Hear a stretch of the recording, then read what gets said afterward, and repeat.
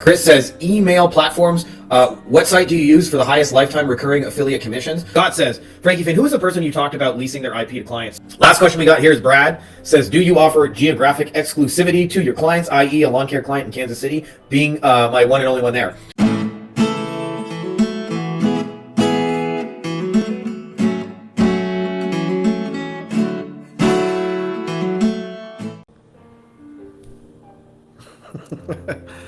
What's up, everybody?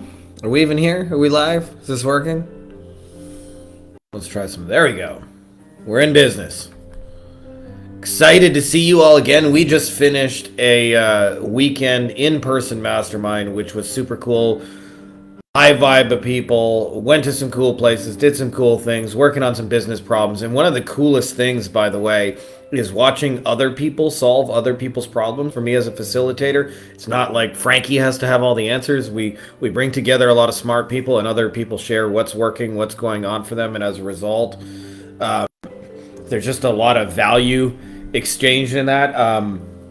And it's really, really exciting for me to see. And like partnerships are formed and relationships formed where people are able to help and support each other. So if you guys are interested in something like that, I've mentioned before, but I think the Wolfpack is one of the coolest places, especially for those of you guys who want to actually have a life where it's, not just about building it as big as you can big just for having the sake of numbers, but then building a prison that you're trapped in, ultimately having an agency that, brings you freedom, brings you the kind of life you want, where you can do cool stuff and hang out on the beach or be with your kids or travel the world, whatever that is for you, eat some fancy dinners, go to some ball games, whatever that is for you.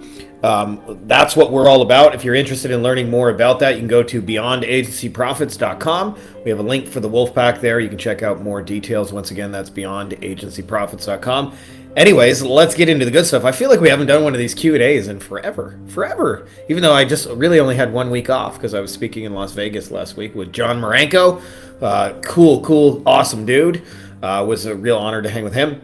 But let's talk the good stuff. Ladies and gentlemen, boys and girls, children of all ages, Frankie Fihn proudly brings you our weekly Q&A. Check out the dad guns. If you're not impressed now, you never will be. It's not all just shenanigans in here. Let's start up with Chris. Chris says, email platforms. What site do you use for the highest lifetime recurring affiliate commissions? I wouldn't say the highest per se, but I've done a lot of stuff with Aweber, and I get some affiliate commissions from Aweber. And Aweber has just paid us for a long time. Also, I would say, depending on the client's needs, if it's more than just email and you might want to add text and other features, Go High Level may make a lot of sense. Those are probably the two I would most use. Either the simplest one, the easiest one to set up that's going to be in place for the longest, or the one that has the most amount of complexity but may solve the greatest number of their issues. Cole says, thought I was going to miss my weekly dose of Frankie. Dude, it's been a busy period, I gotta say, man. I flew to Vegas, and there was, obviously a whole travel day to get there, and then I'm speaking, and we were exhibiting, and there was lots of handshaking and events, and after hour party and that kind of thing, and then I flew my ass back, and then we're having our own event, which was supremely fucking cool, I might add. We'll have probably a video showing you guys just everything that went down, but I think that was one of the coolest things that's ever happened. So obviously I'm a little biased on the subject, but you guys will hear from the people that partook in it. It was just an awesome time. So anyways, back to your regularly scheduled program. Scott says, Frankie Fihn, who is the person you talked about leasing their IP to clients? So for those of you guys who are interested, I did an interview with Rebecca Duran, who is in our Wolfpack, and Rebecca is one of those people. She had the old school agency model of selling leads. Now, I'll give you a little bit of history of Rebecca so you understand kind of where the model came from. So originally, she has a martial arts studio in Texas, and they built that thing up, and they wanted to expand as many times as people do, but didn't want to have to deal with 30, 40 physical locations and driving around and staff and all those kind of things. So they got the idea that maybe we could start an agency helping other martial arts schools. And they did that for a few years, and what they found is the same challenges that you guys may have all experienced in different ways, It's never fast enough. It's never cheap enough. It's never quick enough for clients and things like that. And they started to say, instead of us doing all this lead generation for clients and them riding our asses, what if we focused on these are the things that are working for us and we lease that to you in the form of intellectual property? And our big value add is we made it so they use Go High Level and UpHex. So you just have to click a few buttons to be able to do it. So for example, one of the things they do is they're really good at running Facebook ads to fill a weekend workshop where people come in, they can learn about the martial arts studio for free, and they will up-level a percentage of those people into paid students, and they have a script and a process for going through that. So they have a process for the ads they run, for filling the event, for running the event, and for filling it up. And so they make it really easy for their clients to run their own events. And what happened is they switched their model from we'll do it for you to we'll license what's working for us to you. And what happened is, I think she's at, don't quote me on this, but I believe they're charging $1,500 a month, and they got close to 100 clients paying them for that. And it's all completely passive and hands off. And clients just leave them alone. And clients are not paying them to do it for them. They are leasing their intellectual property. This is a vast shift in how most people do this agency business of like, I'm going to do it for you. I'm going to work my ass off for you. I'm going to run all the leads. Rather, it's hey, you can use what we've already created that's working. And so this is a powerful business model, because in any industry you walk into, there is somebody who's figured it out and is geographically, especially for brick and mortar, can only really use it in that one location within a certain radius. And so you can take what's working for them and license it to other businesses. And as Rebecca will tell you, life got easier when she switched from doing it for you to licensing, because licensing is like you're paying for access to intellectual property versus, hey, you're paying me to do it. Then it's like, well, hurry up, get this shit done, make stuff happen kind of thing. So for those of you guys who are interested, that video is on our YouTube channel, Beyond Agency Profits, on YouTube, and you can just search for Rebecca Duran. Now, if you guys want, you can always just message me. I'll send you a link to that, but it's definitely worth checking out, because I think it's what we're talking about a lot here is like, I love helping folks get out of the damn box of like, hey, I'll get cold leads for you for a couple grand a month, which is the box that most people are in. I'm not against that box, but I think there are better, more superior models, and intellectual property is one of those. Lock-in. This is the question I was most looking forward to answering today, because I'm about to go on a motherfucking rant, my man. So he says, new offer for clients, and he says, thoughts. Dear practice owners, ready for more time and less stress so you enjoy your morning coffee with your kids? Right now we are offering to implement our recruiting system designed to attract, recruit, and retain your high-performing team effortlessly with a 4-step simple Seek campaign that your front desk staff can do. Never worry about sourcing new team members again. We help you reduce your consulting hours to 3 days per week.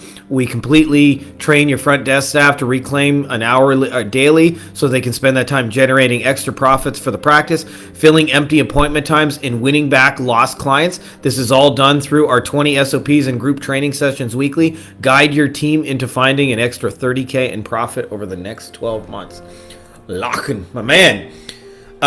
So firstly, you have an offer here that I've seen a lot of smart people make, and it's basically what I call it'll even scratch your balls and make pancakes. So to give you an example of it, it'll even scratch your balls and make pancakes is I remember a friend of mine, Kate, came to me and she was working on her coaching program. And actually, as we switched her offer, just to give you the power of this, she actually had her first 25K week at that period, and then has since been doing 300K a month, and pretty consistently for years and years. And their offer at the time was something along the lines of, she does it for corporate women, so it's a coaching offer, not an agency offer, but there's a lot of similarities. And she was helping them to like reduce their hours at work. And she was trying to say, once you reduce your hours, we'll buy back your time. You'll be able to spend with your kids. You'll grow up. You're going to be happy. All life problems are going to be solved. And it'll even scratch your balls and make pancakes, right? Like I guess in her case, there were women stuck in corporate kind of management jobs. So I guess it would scratch your ovaries, maybe. The mystery of what gets getting scratched down there is a little bit different. But the idea is that it's going to do everything. It's going to solve all your life problems. Everything's going to be amazing. You're going to get to do this and do that and do that. And I know it's I know where the intention comes from, but it actually just sounds like a lot of nonsense to people. And so, an example of a really awesome offer is in the legal space. There's a company called Alert Communications. Alert Communication is $100 million a year company, and probably a lot bigger than that by now, since I've kind of paid attention to them. And they only do one thing, and that is most lawyers can answer their phone or have somebody answer their phone Monday to Friday, 9 p.m. Alert Communications answers after hours and weekends. That's all they do. They're not even very good at it. They're not terrible at it. They just take down the information and say a lawyer will call you back in the morning. That's all they do. But the point I wanted to make is it's the opposite of a scratch your balls and make pancakes kind of offer. It's a small but meaningful, we'll just do this one thing. In this case, the offer is we'll answer your phone after hours and weekends, and they do it on a pay-per usage basis, so you don't have to pay any more than you actually use it. Kate's offer when she first started was it'll scratch your balls and make pancakes. It'll save your marriage. It'll drive you to work. It'll make pancakes for you in the morning. It'll tickle you underneath the testicles and all those kind of things. And obviously, I'm being a little crass, but it is way better to just solve one but small meaningful problem than to try and promise that. And so what happens in your particular case, it's just a little convoluted. It's just like it's saying it's going to do too many things and it ends up meaning nothing to nobody. Like you're better off just saying like, if they're looking for a specific person in their practice, like, hey, I'm looking for I don't know what kind of practices you're doing this for. I forget your niche just because, I hear so many of them. But let's just pretend, I don't know, you're doing it for a dentist, and a dentist is looking for a hygienist. Like, you're better off saying, like, I can bring you a superstar hygienist in the next 7 days than you are to say, reduce your hours, stay at home, we'll save you $30K, reduce your consulting, we'll give your practice back, we have SOPs, we'll train your team, blah, blah, blah. That just sounds all very convoluted, unless it's all about one specific promise. But you're better off just saying, like, you're going to do one small but meaningful thing than you are to say, like, I'm going to give you all this stuff, because it just ends up confusing people, and a confused mind says no. I've done a lot of testing on this over the years, and what I found is if you give people, like, a lot of options, you'll hear no than if you just give them one, like, stupid simple option. It sounds counterintuitive, right? You think, like, you see this on menus, like at a restaurant. If the menu's too big, people have a really hard time deciding what to eat. As where, if you go to a restaurant, like, I don't know if you guys ever been to one that, like, just does, like, fresh local stuff, and they might have, like, 2 appetizers, 4 mains, and 2 desserts, and so there's, like, only 8 things to pick from in the menu, and you watch. People will decide what they want in, like, under a minute or 2, because there isn't that much to decide from. And so whenever we've done a split test, like, less options, smaller promises, less details, get more yes, then it'll scratch your balls and make pancakes. So I would get away from trying to have this long, convoluted, you're going to save their marriage and you're going to raise their kids properly kind of thing, and just focus on, like, let me just do one but small, meaningful thing. And then you can test those small, meaningful things one at a time, and you'll find, like, if you do that, at least one of those offers will catch.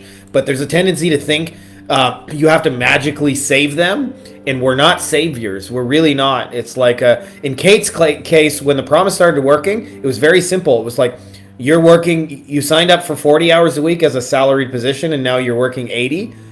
We changed it to, like, we'll get you back to a regular 40-hour work week. And that was it. That was the whole promise. And people pay her, like, I don't know, $12K a year to be able to just go from 80 hours to 40, and to understand how to have boundaries against their bosses who want them to work more hours, things like that. But it was a simpler, smaller, but more meaningful promise. And the other thing is to understand that when one problem is solved in business, another problem is created. I see this in an agency where you start out, you're a single solo, you're just trying to get work. You got to figure out how to sell the shit and how to have conversations and how to make offers. Eventually you figure that out, and now you have fulfillment problems. And then eventually that will become hiring problems. And eventually that will become management problems. And then eventually that will become systems and teams problems. And then eventually it will become, like, problems of scale and things like that. And so one problem solved creates another. So when you want to create this, like, fairy tale, like, your life's going to be magically better, and you get to spend all this time with your kids and stuff like that. I'm not saying that isn't awesome, but it sounds like fairy tale pie in the sky fake. As where when I say, like, hey, we'll answer your phone after hours, and you only have to pay for what you use, like, that's believable, right? So you want to focus on making small but meaningful promises, and often a small but meaningful promise is a sentence or two, right? It's not about the amount of shit. It's just about like what result you're going to create and where you're going to do it. And in the case of somebody who can't answer the phone after hours, they know they're losing money every time somebody calls and they can't answer. Or in the case of Kate, if they're already working 80 hours a week, they know the value of getting back to 40, right? It's a small but meaningful promise. So focus on what's most small and meaningful for the practice owners that you're working with, and that offer will tighten. But otherwise, right now, you probably stand very little chance for it to work because it's just too convoluted, too much going on, too confusing, and it happens. By the way, that's all. I've created offers very similar to that. Like, so I hope you don't take that as harsh criticism. I just want it to work for you, and it'll work better for you if it's just a smaller. But like, hey, we'll do this one thing, and we'll do it really well. Next up, we got Cynthia. It says, when consulting with a business that has been screwed over 3 times already by agencies that don't know what they are doing, what is your approach to gaining their confidence to try again with you? So Cynthia, some of the worst clients in the world are the people who think that agencies are perpetually screwing them. And like, I'll give you an example. Like, one of the worst clients I ever had, there was a guy who's a lawyer in Kansas City. And I remember he asked me to call him, which was unusual at the stage of the business I was in. I was mostly just a face on the video. We had teams and salespeople and onboarding people and account managers and things like that. And so I didn't really talk to very many clients, but he specifically requested me. And I called him up on the phone, and I got one of those 12-minute hold musics of like, thank you for calling Fuckhead's Law Firm. Your call is important to us. For number 1, if you want to reach so-and-so, press 1. Para español, número 2. Right? Like, those kind of things. And it took me 12 minutes to get through. And then when they went to connect me to a real human being after 12 minutes of waiting, it disconnected. And I had to call up again and go through the whole damn 12-minute thing. So it took me a half hour to reach this guy. And I said to him, just so you know, like, we're sending you leads, but as long as you have that automated bullshit in between, like, a real human being, like, you're not going to close these calls and you're just going to tell me in a month they're all bad leads. Well, anyways, fast forward a month later, and he said yes, but didn't do any of those things. And he still had the automated bullshit. And he said, oh, they're all bad leads. They're all shit. And of course, people hang up after they have to wait 12 minutes to reach a human being. So like, none of the stuff was working for him. And of course, like many clients of that type, it's all the agency's fault. It's all, I got bad agencies and they're all just rip-off artists. So I'm not saying you won't ever succeed in that, but that is a giant red flag that you don't want to like just skip over, because a lot of times people will not help themselves. They will not get rid of the automated thing that's causing people, like, all their leads to get lost in the system. So in that particular case, I would just investigate, like, why is it that the last 3 agencies didn't work for you? Now, having said that, there are a lot of bad people that would call themselves agencies. That, I mean, well, I don't say they're bad people, but bad at this business, and so it may be true that they got screwed. There may be people who took their money and disappeared, or there may be people who took their money and promised them leads and never sent them any leads, or there may be people who took their money and promised them rankings and never ranked dick fuck all. And so so the question I have is, like, you know, investigate, like, why that happened. And almost always, if you're going to win their trust, if it's a salvageable situation, meaning like, hey, you really just have had bad experience with agencies, like, focus on the places where you're different. Like, I'm going to do this, and like, it might just be as simple as like, I'm going to communicate to you after, you know, the fact, which a lot of agencies don't, right? So, but just bear in mind that that is one of those flashing lights that may mean you're going to end up with a pain in the ass broke client. It's not guaranteed, but it is frequently associated with people. Anytime I hear like the last 7 agencies all screwed me, like, usually you're not going to be the one who's the savior of that situation. Because chances are they're doing some things to screw themselves over. They don't answer the phone. They don't call people back. They can't answer basic questions. They don't have a sales process. I even had it where, like, literally I had roofers that were just fucking drunks. Like, they would be like, we'd send them a lead, and I'd be like, hey, did you close that lead? And they'd be like, oh, shit, man. Like, I was drinking with Teddy and the boys all last night. I'm hungover as a motherfucker, but I plan to call that guy back later today, and I'll let you know how it goes. And they already found a roofing company by then, so they didn't answer their phone or close those leads. But, you know, a client like that, they may be a nice person, but you're never gonna form a long-term partnership with them because they're just not set up to succeed. I've said this before, but not enough people understand. 60% of this game is client selection. You choose the right people and stuff will work. Choose the wrong people and nothing will work, and you'll bang your head against the wall, not understanding why, you know, stuff isn't working. Kate says, is a VSL essential for every agency landing page. So for those of you guys not familiar with the term, VSL stands for Video Sales Letter. Have made many of those in my life. And I'll tell you, one of the things that confuses a lot of people when they get into our space is there is a lot of conflicting advice that says, you should do this, you should do that, I need this, I need that, you gotta have go a high level, you gotta have this software, you gotta have this automation, you gotta have an agency website, you gotta offer these services, gotta do this, wait, no, you should be doing AI. And all of this, what ends up happening is it creates all this conflicting advice that is confusing for beginners, and they get really, really stuck on it.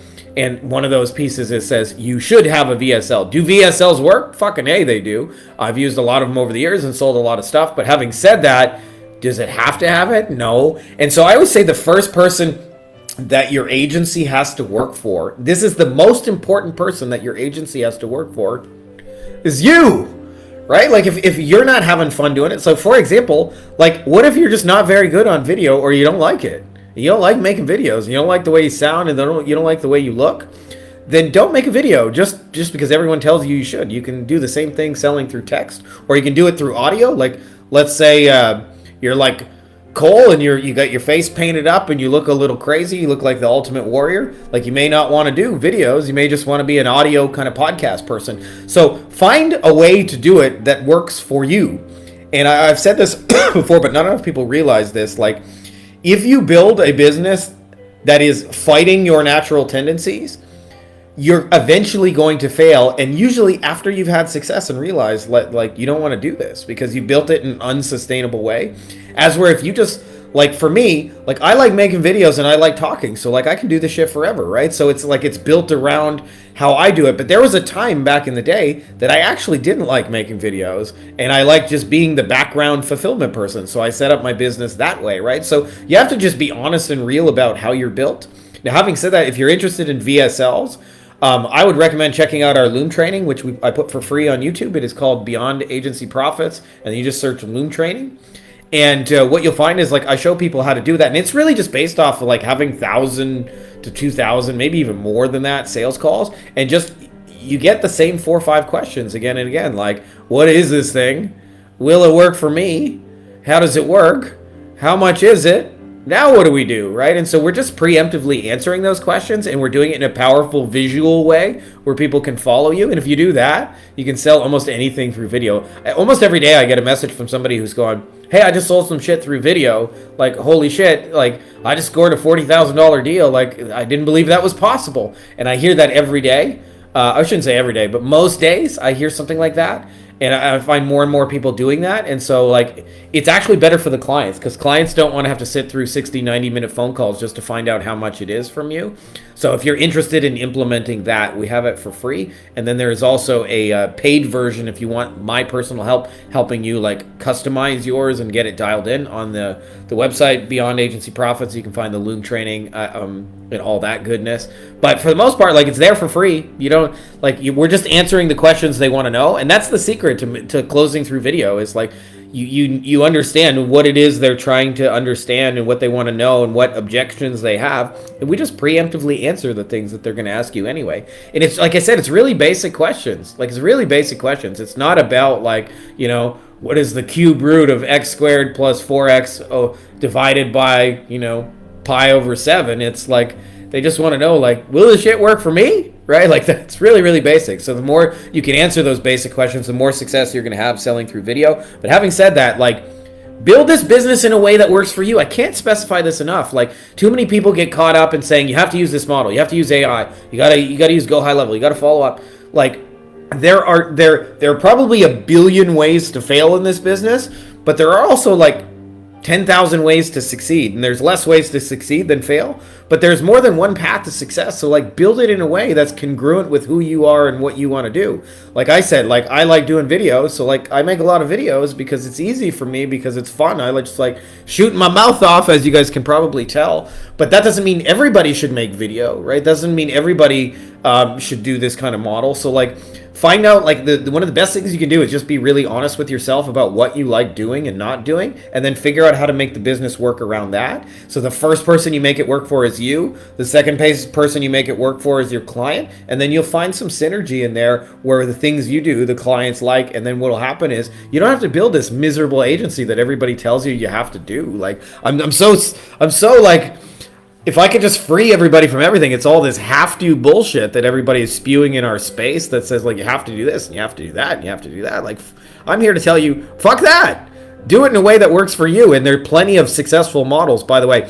If you tell me what your constraints are, I will show you at least one way in which you can be successful. Like, if you say, hey, I'm not any good on video, I can show you how to build an agency without ever being on video. Or if you say, I'm not really good at selling it, I can show you how to build an agency without ever having to sell your stuff. Or if you say I only like selling it and I hate fulfilling it, I can show you how to build it without having to fulfill on it, right? So there's always like models that work for how you are, but it starts with being honest about what you really want.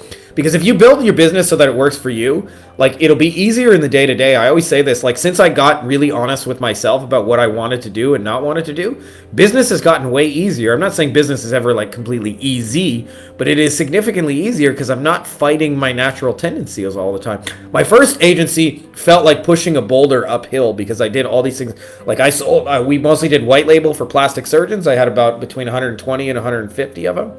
And I had, a team of 40 virtual assistants, and I hated SEO. I didn't really feel good about plastic surgery. A lot of times I feel like plastic surgery makes women look worse, not better, just kind of preys on their insecurity. I didn't like the SEO. I didn't like building all the articles. I didn't like links. And so even though I was successful in that agency financially, it felt like pushing a boulder uphill because I was building, what I thought would make money instead of just doing what was like kind of natural and easy to me. So what's up, my man, Hetty? Good seeing you, brother. Kiesha says, somebody help me. I'm seeing the rise of AI marketing agencies. I need a simple breakdown of AI versus traditional marketing. Obviously, I'm familiar with the latter, but is this AI marketing agency a thing? New fad? I'll wait. So, AI is obviously the shiny object of the day. I'm certainly not against AI. I think it's here to stay. It ain't going anywhere. But I'll tell you, one of the questions that I ask myself that I think is really, really important when I look at shiny objects is I ask myself, how likely is this thing to still be around in 10, 20 years as is? So a lot of you guys have noticed, like, one of the things I've helped people with over the years is offer making. Like, I help them dial in their offer, and there's a reason for that. Because in 20, 30 years, like, people are still going to need help with offers. But if I think about, like, ChatGPT in its current form, do you guys still think that'll be around exactly as is in 10 years? I can't say for certain. I don't have a crystal ball, and I don't claim to, but I very much doubt it. Like, at least as it is, like, I expect it to evolve and to upgrade and to change over time. And so a lot of times what I see is when people build agencies around the hot new thing. For a while, it was NFTs. It was also TikTok. People were all like, all aboard, you got to have a TikTok agency and all of those things, or these over-the-top, or I'll pay you $1,000 offers. I've seen, like, so much shit come and go. I think one of the best things you can do for yourself is build yourself something that's still going to be around in 10 years that you actually like doing in the day-to-day. So what is the AI agency? It's a lot of, for the most part, it's taking traditional things that have always worked, but bringing in automation to do it. For example, like, one of the uses of AI that everybody really in our space is using it for is creating content. Like, it used to be a lot of work to create content, and you can use AI to make that easier. Another thing people are using it for is follow-up, right? Like, there's a need to follow up with leads. AI does it cheaper, faster, and more predictably than without. So I think those use cases are really smart because people are always going to need to follow up with leads and things like that. People are always going to need to sort of engage with, missed call text back and things like that. So I think those uses of AI are very smart, and I'm not, like, certainly not against them, and I believe in their long-term usage. Where I think it's a misnomer is if you get caught up in the tools themselves. I'm going to be a TikTok agent. I'm going to be an NFT. I'm going to be an AI agency. And really, it's more fundamentally easier than most people make it. Pick a group of people that you actually like helping, figure out what problems they have, and then bring tools and resources to help them solve those problems. And AI may be a piece of that. It may not. But as long as you're actually helping, like, a group of people that you enjoy helping to solve problems they really have, Like, there's going to be ongoing need for your shit. So whether that's done with AI or not, like, I don't think it really matters. Like, I wouldn't get so hung up in the definition of this versus that. Like it's really simpler than that. Like, it really is. Just who do you like helping? And that usually is, called your niche. But I think a niche or a niche is really just like a much simpler question is like, who do you want to do this for? And then you focus on the problems those people have. And those don't come from you, by the way. You don't try and tell them what problems to solve. You listen to them. You help those people, and then you bring tools and resources, and it may turn out that the best tool and resource is AI in the moment, but don't get caught up in the tool that's solving it. Get caught up in the person and what they're trying to do, and what you'll find is your agency will have much bigger longevity because most businesses are not market driven. And what I mean by that is they're started because somebody sitting in a bedroom thinks like, hey, it'd be really cool if I could make 10K a month or 20K a month or 50 or 100K, whatever that number is, selling some shit. But because they skip the market, they make it harder. And an example of this is, and sometimes it's just a 10-degree shift, but to give you the power of this, in my hometown of Windsor, Ontario, Canada, there's a lot of automotive. And what happens is, in the automotive space, like a lot of times people start these auto body shops, right? Like they fix cars and things like that. And there's too many of them. There's just way too many of them, right? Like there's way too many fucking auto body shops in my area. Maybe your area is similar. And most of those auto body shops are started because a guy thinks, I don't want to have a boss anymore. And that's an example of a business that is not market driven. It is started 100% for selfish reasons. Now, we all have selfish reasons to be in business. So I'm not saying you can't have selfish reasons, but it only has selfish reasons. Here's an example of a market driven business.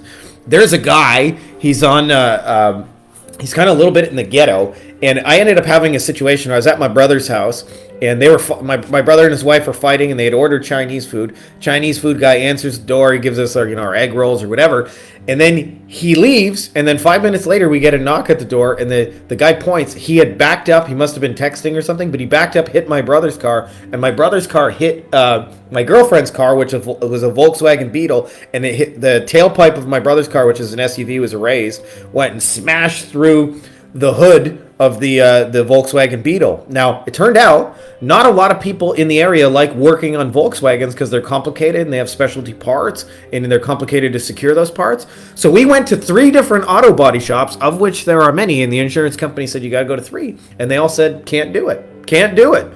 And they all recommended a specialty guy on Drew Lard Road who only worked on Volkswagens, and he actually said to us, I'm backed up for 3 weeks. And so I recommend you get a loaner car from the insurance company. He wrote up the paperwork. We got a loaner car and all that.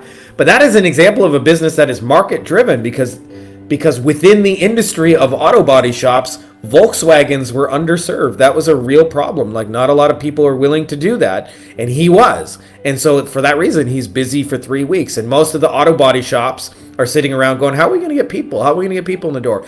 And if you start a business that is 100% selfish driven, instead of a business that at least has market reasons to exist, it's harder. You're pushing the ball uphill. And so that is my way of saying, like, find a group of people, a niche, and like really listen to them and really actually try and help them. And you'd be amazed at like old school, just actually try and help people solve problems will make you far more money than obsessing about whether it's the AI tool or do I need to use ChatGPT? Should I be using Go High Level? Should I do TikTok?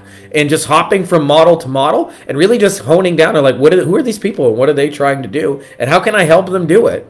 Yeah, exactly. Cole says, most are started because fuck that guy. That is a fact. That is a fact of the universe. Fuck that guy is a legitimate business strategy for most of those people. Fuck my boss. I'm going to go start, an auto body shop. So you want to be the auto body shop that exists because the market has told you Volkswagens are underserved, and not just like, hey, I'm going to start my own thing because I don't want to do this shit for anyone else, right? Like businesses need market reasons. So if you focus on the people and solving their problems and then bring whatever tools or resources, whether that's AI or otherwise, your agency will not only work, it'll have some longevity and people will get it. Where people get screwed up is I see businesses started that frankly shouldn't fucking exist, right? Like, hey, I'm going to be another Me Too Facebook ad agency for dentists. Like, they don't need more of that shit, right? Because you're not even really sure what a dentist is trying to do, right? So, like, you have to, like, listen to the market and do that. And if you do that, you'll get way less hung up in these definitions that, in my opinion at least, don't fucking matter.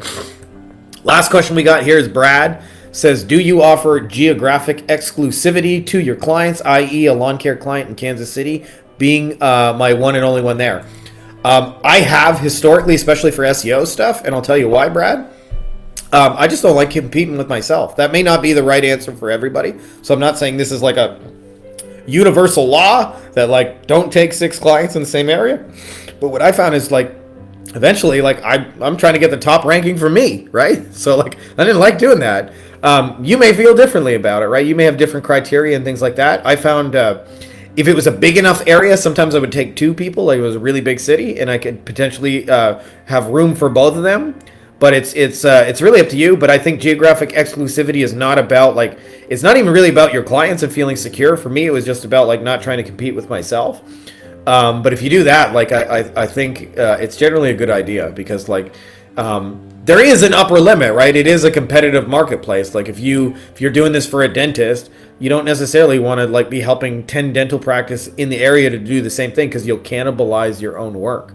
So I think there's a wisdom in having like geographic exclusivity for a client. Just make sure you're getting paid enough to warrant that geographic exclusivity. And you may also say like, hey, we license the ability to be geographically exclusive for an additional fee if you want us to be the only one. And you might be able to tack on an extra $500 or $1,000 to be exclusive for the very thing you're doing. So give it a try. You never know how that'll go.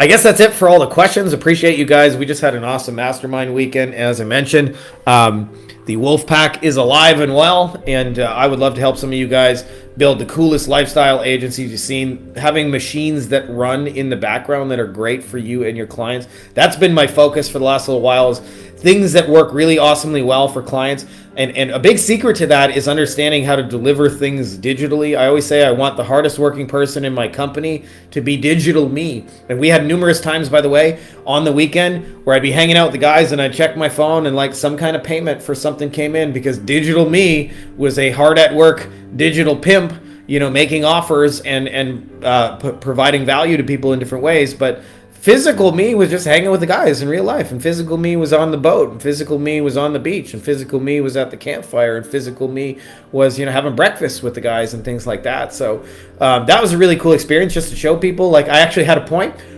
We all went to lunch together. This was the day before the event. I hadn't checked my phone at all. Went to take a piss. Was standing at the urinal. Checked my phone while taking a piss. And there was like $300 came in while I was taking a piss. And I was like, that's pretty cool, right? I just got paid $300 to take a piss. And so I want to show you guys the keys to how to have $300 come in while you're taking a piss. I'm not promising you it'll come in exactly that way, but that kind of basic idea. If you guys are interested in learning how to do that and build those kind of agencies that are more leveraged than most, I think there's people who can show you how to make more money in this industry than me. Some really smart people. What I want to show you guys is have the most amount of leverage. And leverage to me is you have a minimal input in, and then, you know, like something you do happens in the middle, and the output of your finances and your clients and things like that, you get big outputs from small inputs by a lot of times just knowing, like marksman, knowing where to shoot it. You know, there's the age-old story of the guy who, you know, they call it the guy in because they have a problem with their hot water heater, and he listens to it for a second and he hits it with a hammer, and then everything works again, and he gives them a bill for $100, and they say, $100? You were here for 2 seconds. And he says, it's not, you're not paying. He rewrites the bill. He says, let me rewrite it. And he says, $1 hitting it with a hammer, $99 knowing where to hit it.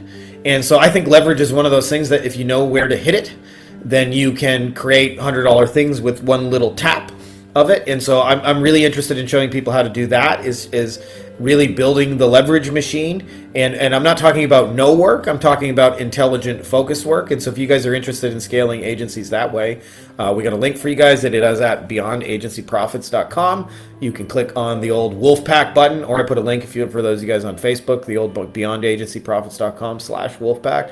Check it out. See if it's for you. If it's not, it obviously means you're a terrible person and you should feel bad for the rest of your life. Obviously, I'm hopefully joking, or am I? But I think it's really cool, but I'm obviously a little biased on the subject, but check it out, see if it's for you. And that's all I got for you guys. I wish you a happy Monday, and much love, and may the force be with you.